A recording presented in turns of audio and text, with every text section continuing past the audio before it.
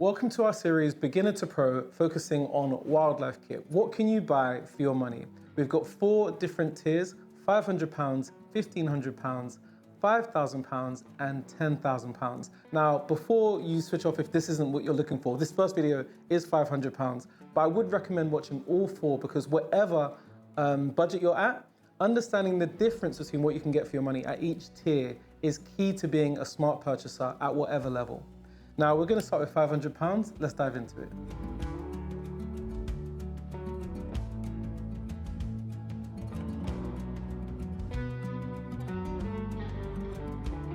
You're spending £500, what do you want to do? You want to get more reach because that's what your smartphone or pocket camera couldn't do. And why I've recommended this bit of kit here, which looks professional. I love the look of a classic DSLR and a telephoto lens combo. This is the 90D and a 70-200 f2.8. I know that's not £500.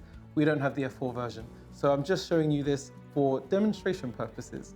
But a camera like this, it's a slightly older used DSLR, which means you're saving a little bit more money on the camera end and investing a little bit more on the lens end. And I would say at this price point, this is definitely the way to go because you can get really incredible DSLR used lenses for an amazing price nowadays. And in terms of feature functionality, this is a 32.5 megapixel resolution camera, which means you've got loads of resolution to play with. If you want to get a bit closer to your subjects, you can crop in and make it, get even more zoom than the lens does. And actually one of the reasons why I picked this as an APS-C DSLR camera is it gives you a 1.6 times crop factor, which in some instances could be a disadvantage, but if you're shooting wildlife, that is a massive boost because you get a lens like a 70-200, pair it with an APS-C camera with a 1.6 or 1.5 crop, and you get a lens that's either 300mm in terms of its maximum telephoto length or 320mm in terms of pairing it with the 90D, which is a 1.6 crop factor. Sorry for the maths, but that's just how it works. And so I really love a camera like this in terms of handling. You've got something much more professional. You have image stabilization with a lens like this, which means it's a lot easier to handhold your shots. If you want to do something slightly slower shutter speed with a subject that's not moving around too much, then you can kick in the image stabilization. It's got a switch right here, and it makes it a lot easier to handhold and keep your shots steady. But then if you've got subjects moving around a lot, then you're gonna have to use a higher shutter speed, which is where you'll see a slight disadvantage with a camera like this. Even though it can shoot 10 frames per second, which means you can freeze a lot of action at that higher shutter speed. But that also means you'll have to push your ISO a little bit higher. And this camera has an ISO range of 100 to 25,600, which sounds pretty good, but as you creep up in your ISO sensitivity values, you will start to see a little bit of image noise, and that's just one of the trade-offs when you're buying a camera at this level. If you spend a bit more money, that will start to become less and less of an issue. Now, it's worth mentioning that you guys should be aware of a camera like this. Older DSLR type cameras, they have quite limited performance in terms of ISO. You will get some noise as you step up in your ISO range. So this camera has an ISO sensitivity of 100 to, I believe, 25,600. And as you increase that, you will start to see some noise on the sensor, but that does allow you to use higher shutter speeds. So if you've got wildlife that's moving around, you will want to increase your shutter speed. But then you do also have, like I said, ultrasonic stabilization with lenses like this, which will allow you to shoot slower shutter speeds with subjects that aren't moving around so much. So you've got to balance out a few different factors, but I just wanted to mention that so you guys are aware. If some of you have already been shopping around, you might be wondering, why have I gone for a 70-200 f4 or f2.8 rather than getting something even cheaper which has a variable aperture? Well, one of the main reasons why I've chosen a lens with a constant aperture is it means no matter how much you zoom, you can keep it at f4 or f2.8. Some of those cheaper lenses which have variable apertures, as you increase your zoom, the aperture will also increase, which means you get less light. So that's one thing to consider when you're looking at lens values. You'll see more price on lenses with constant apertures because you don't have that trade-off. Now, I've talked you guys through this and why I think it's really good to invest in a cheaper camera and get more money spent on the lens. This will last you for many years. But what you can also do is save a little bit more once you picked up this camera and whatever lens you decided to, and go with something like this, which when I was growing up and starting out in photography, lenses like this were legendary. This is a 300 f2.8 from Canon. This is the Mark I version, which brand new can cost you thousands of pounds. I think roughly £3,000, £4,000. but you can find the Mark 1 version used for under £700 if you shop smart. And so I think that is an amazing thing to aspire to once you've got your camera. And again, with the crop factor, this 300mm will be times 1.6x, which will be 480mm crop. Don't quote me on that, I'm really bad at maths. But you will get a lot more reach with a DSLR paired with a 300 f2.8, which is an amazing lens optically. It weighs quite a lot, so you will want to maybe invest in a monopod as well. But I just think in terms of aspiring and growing your kit, this is something to consider. So you're not just one camera and one lens. You're looking at what you're going to get next once you've invested in this. And I think, again, going used, looking at what previous professional lenses have been put onto the used market, being smart, shopping around, you can really start to build an amazing set of kit that will take you from being an amateur to really moving into professional level images. And talking of professional level images, I've spoken enough about kit. We're gonna throw to Tom, who's out in the field using this stuff for real, so you can see what cameras and lenses like this can actually do.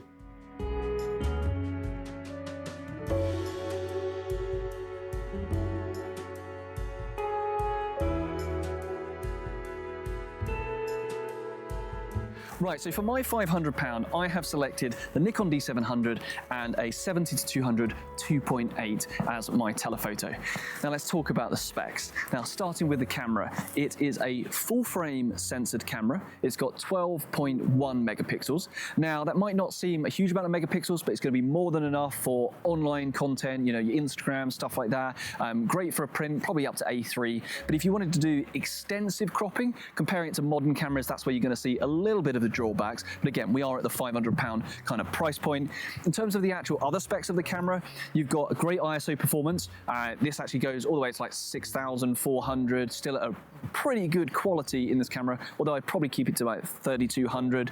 The build quality is full, you know, alloy built, really tank of a camera. It's going to last out anything you throw at it. The frames per second, you've got 5 frames per second, although if you get the battery grip, you're going to get 7. That can be quite handy. It's got CF cards, that are great, you know, really easy to get hold of and pretty cheap nowadays. That's really great.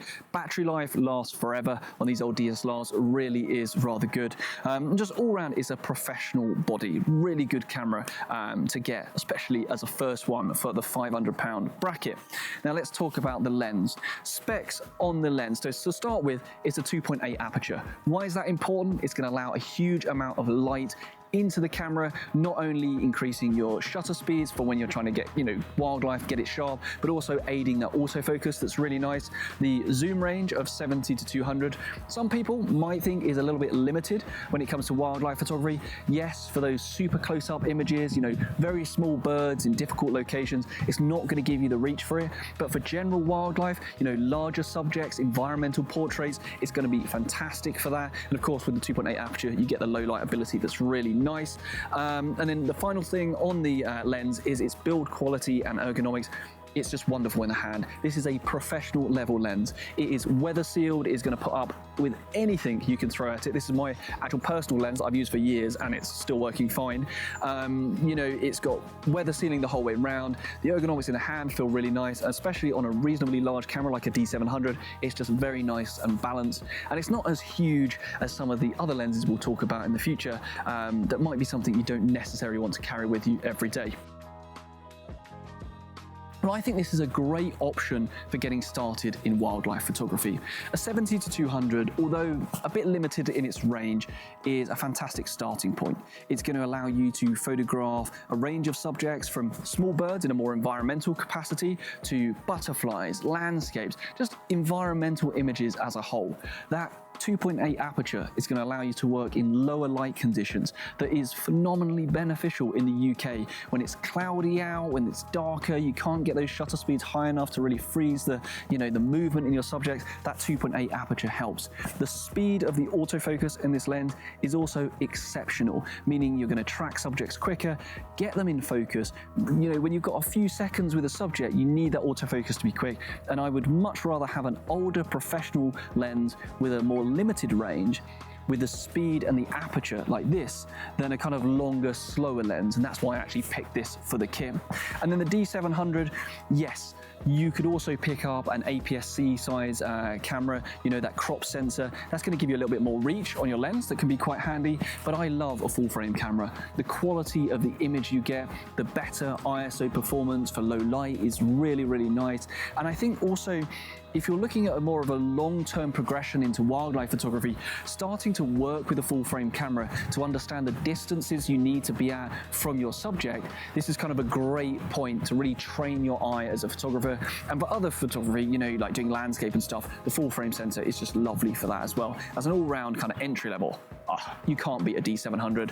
This is actually the camera I would say my professional career really started on. I landed one of my first images in a major competition with this, a seal erupting out of the surf in Norfolk. That image still today I use, produce, sell. It goes on, you know, lectures and talks and stuff like that. And that was shot on this 12 megapixel camera. So if anyone says, you know, it's not enough resolution, it's not good enough, they're completely wrong. This is more than a capable enough camera. And if you look online at the people and pros who are still using these, there's a hell of a lot of them out there. And the fact that you could start your wildlife photography journey with this kit is rather incredible for £500.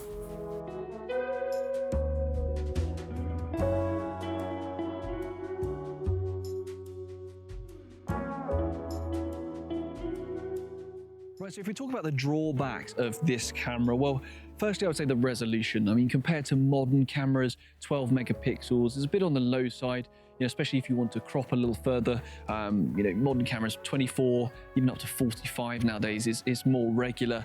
But for most things, this is going to be adequate.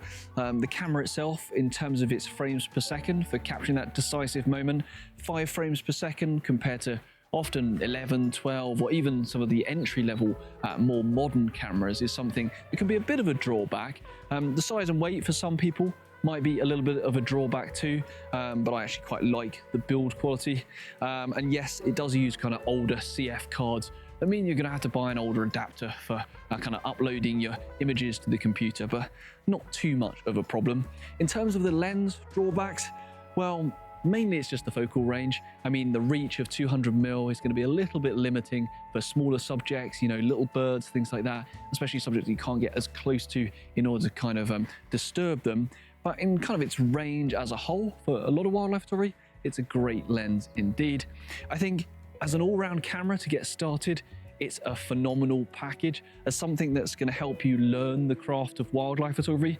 It really is just a bare bones camera that's going to give you great quality, wonderful optics to get you started on your wildlife photography journey.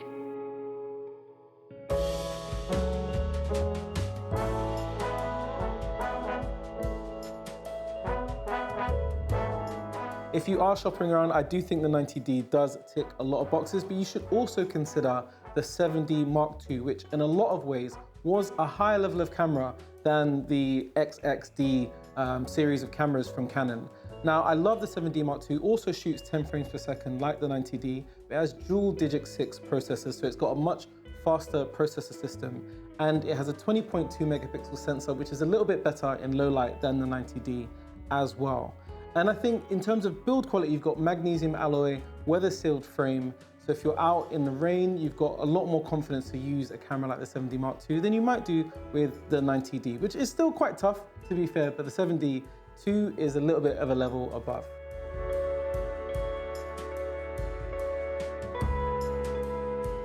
Now to summarize, I would say first things first, be smart and strategic. Spend your money where it counts. The DSLR body, which I've recommended, is cheap and affordable. Spend a little bit more money on quality lenses, which will outlast the lifetime of your camera body. You'll upgrade many camera bodies, hopefully, and these lenses will be good for many years to come. Also, crop factor is a massive advantage when you're shooting wildlife. So getting an APS-C body camera will give you more reach with your lenses. And be aware, as I mentioned previously, ISO is a limiting factor with these older DSLR style bodies. So you want to be shooting in good light. I think that is a massive thing to focus on. Get more reach, shoot in good light, and be aware that if you're having to push up your ISO, you are going to experience some noise, but that is a normal thing to experience at this level. Spend a little bit more money and you can solve that problem. So we'll see you in the next episode where we'll speak about how you can spend a little bit more money.